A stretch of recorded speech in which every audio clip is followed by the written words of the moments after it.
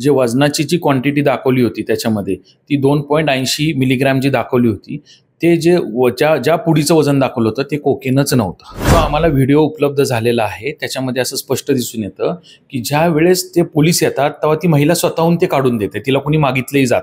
खडसे यांचे जावई प्रांजल खेवलकर यांच्या पासून जे जप्त केलेलं 2.85 का 80 ग्राम होतं जे कोकेन होतं ते कोकेनच नाही असा दावा आता त्यांचे वकील विजयसिंह ठोंबरे यांनी केलाय.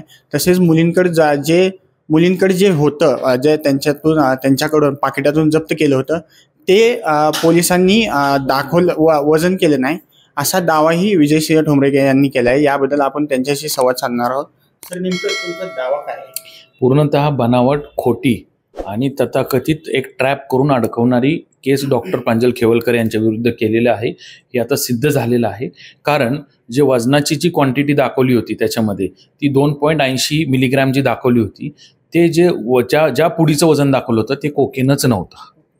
आणि ज्या मुलींकडं जे म्हणतात की आम्ही टेस्ट केलं आणि कोकेन सापडलं त्याचं वजनच केलं नाही. यावरून तरी असं दिसून येतं की केवळ ही अडकवण्यासाठी कारवाई करण्यात आली होती. काही लोकांना प्लांट करण्यात आलं होतं आणि डॉक्टरांची बदनामी करण्यासाठी त्यांना या खोट्या केसमध्ये गुंतवण्यात आलं होतं.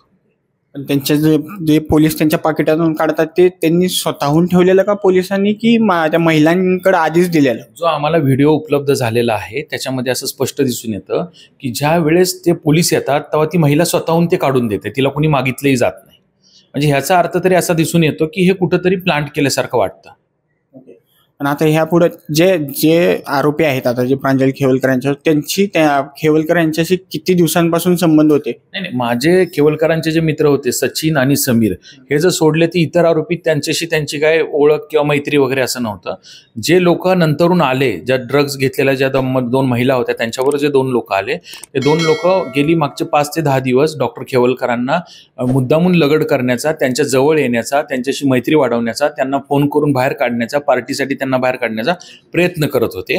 आणि ते केल्यानंतरून ज्यावेळेस 2 वाजता हे सगळे आपापल्या ठिकाणी निघाले, डॉक्टर आणि डॉक्टरांचे मित्र येऊन ज्या रूममध्ये थांबले तिथं हे लोक डायरेक्ट आल्यानंतर डॉक्टरांनी विचारलं तुम्ही इथे कसे काय आला? तर त्यावेळेस त्यांनी सांगितलं की सगळे हॉटेल बंद झाल्यामुळे आम्ही इथं आपल्यापाशी आलेलो. आणि ते बसल्यानंतरून 10 ते 15 मिनिटांनंतर पोलीस येतात, रेड टाकतात. तर हे सगळं पूर्णपणे बनावट प्रकरण आहे असं आमचं मत आहे. ओके, ज्या 2 महिला होत्या त्यांच्याशी या खेवलकरांचा दुरानोही संबंध आणि मात्र कुठलाही संबंध नाही हे मी आपल्याला सांगतो.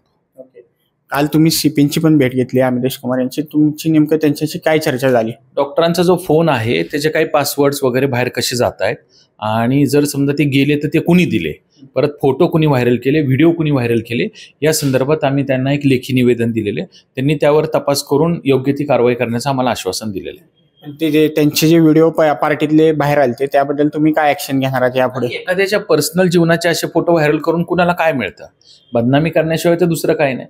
बरं, ज्या ठिकाणी पार्टी केली त्याला परवाने तुम्ही दिलेले आहेत, तुम्हीच सगळं त्याचं आयोजन केलेलं आहे, तुम्ही त्याला रितसर परवानगी दिली आहे, 2-3 वाजेपर्यंत चालू ठेवण्याची परवानगी तुम्ही दिलेली आहे, सगळं तुम्ही दिलं. आणि तिथं जर एखादा व्यक्ती जातो त्याचे व्हिडिओ व्हायरल करण्याचा उद्देश म्हणजे काय? केवळ बदनामी, दुसरं काय? यामागे तुम्हाला कोण आहे असं वाटतं? नाही, हे मी सांगू शकत नाही, परंतु एवढं सांगू शकतो की हे बनावट आणि खोटं प्रकरण आहे. जेव्हा प्रांजल खेवलकर यांना जामीन मिळेल किंवा जे पुढील होईल त्यानंतर तुम्ही पुढील ऍक्शन काय घेणार पोलिसांविरोधात किंवा ज्यांनी बनावट हे? ऐका ना, ते स्वतः डॉक्टर आहे, त्यांच्या घरातले कुटुंबीय लोक आहेत, तर ज्यावेळेस बाहेर येतील तेव्हा सगळे मिळून डिसिजन घेतील. जर प्रांजल खेवलकर यांच्यावर झालेली जी कारवाई आहे ती बनावट असल्याचं विजयसिंह ठोंबरे यांनी सांगितलं आहे. यापुढे केसमध्ये काय काय घडते हे आपण पाहणारच आहोत. अक्षय साबळे, आपलं महानगर, पुणे.